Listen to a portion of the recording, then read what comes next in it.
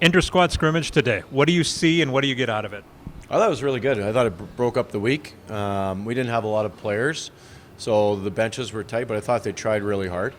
We wanted to have pace. We didn't want them trying to get through it. We wanted them to get tired because they were putting the effort forth.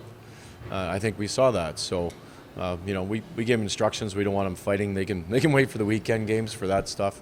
We just wanted them to do what they do well.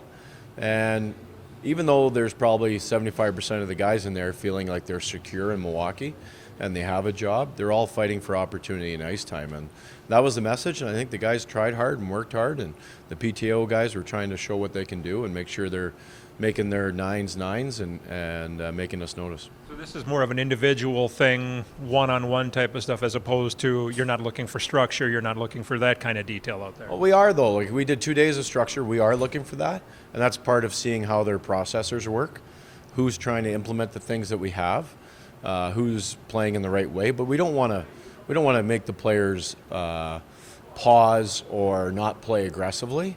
We want to give them just enough so that they understand what we're looking for, so we can make an evaluation on that, and also to plan tomorrow's practice. Like, from today, there's some stuff in the D zone up top we got to work on, so we're going to add one drill tomorrow that will address that we saw today.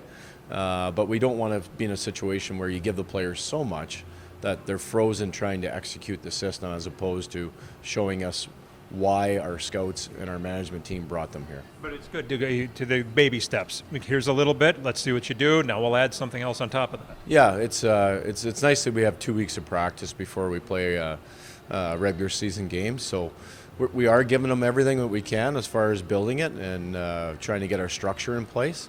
We're not changing a lot. Our neutral zone is a big change this year, so you're going to see a few things change, but we're trying to give them enough so that they can play with each other and get that ability to know where everyone's going to be on the ice, be able to play as a team and support each other effectively. And you're still learning these players, let's be honest. You're still learning how these guys do things. It's a lot of new faces. Yeah, lots of meetings, lots of walkabouts and talking to guys and trying to get to know them, understand how they tick, how we can help them, how we can support them.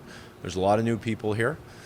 We do have some returning players, but I even see the guys that joined us at the end last year as new players, and so that puts us, I think, at 6 or 7 returnees. It's not very high, which is fine. We like our group. We think we've upped our roster a little bit, so there's still things going to happen in Nashville over the next week. We'll see how that affects our team, but we're excited at the opportunity to work with the people that are here at the current time. I just want to highlight one guy because from my observation, John Leonard seemed to have the puck an awful lot. Nice little player here. Yeah, we traded for him last year, and he's a first-year pro last year. He doesn't look like a second-year pro here. He had a great camp in Nashville. He was close to having an impact there. It was a difficult decision for Nashville to assign him, but he's a very good player. We look forward to working with him. You can tell he's a headsy guy.